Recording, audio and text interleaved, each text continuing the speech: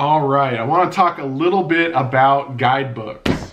And so guidebooks are something that are absolutely incredible. I know hundreds of thousands or millions of people use guidebooks, but I want to just give a quick thought on guidebooks and how you should use them and how you shouldn't use them.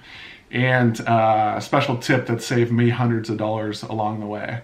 So first of all, guidebooks, they get you very familiarized with an area.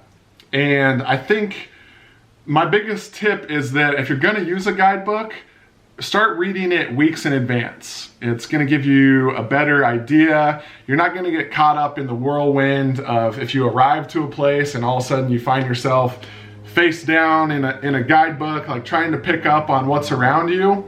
If you're able to read the guidebook prior to your trip, it's going to give you a better bearings on where you're at, where you want to go, and set out on your budget and really plan a lot better. So giving it a couple of weeks ahead of time is an incredible way to go.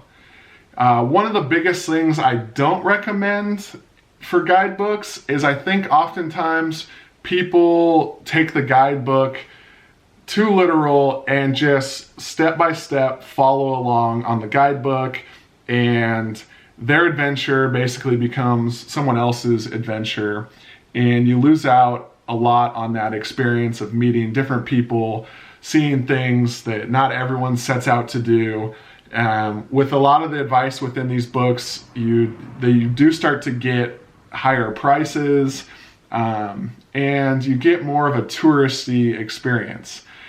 Some places within guidebooks are simply popular because of the guidebooks, and it loses that sense of local flavor.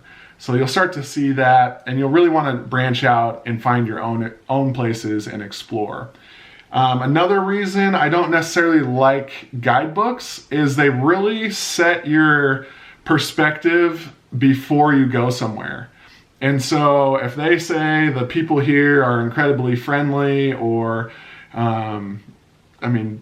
tell you that they're not friendly at all, you kind of go into that setting with the preconceived ideas, and you kind of have your mind made up before you're able to experience the people or the culture.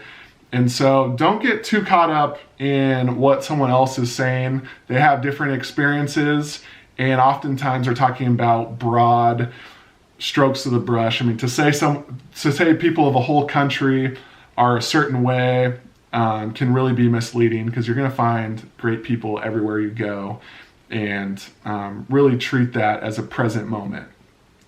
So then the tip for saving hundreds of dollars, and the thing that I wish I would have done years ago or years before I started doing this, was I used to buy guidebooks all the time. I would go to a local store, and these guidebooks can be pretty expensive.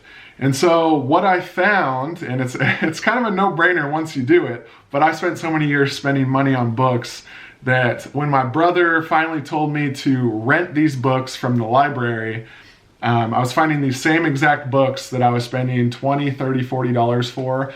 And if you're buying several books, that really adds up. But instead, I was going to my local library, renting these books out, and saving hundreds of dollars. The nice part was these books are huge. They take up a lot of space. And so after I was done with them, I would just send them back to the library, and they were no longer cluttering my house up. So yes, use your local library, and you'll find the same books for free. And that's just one of those tips that I don't know why I didn't think of it earlier, but I hope that really helps you out. And if it's something you weren't thinking of, take me up on it and head right to your library.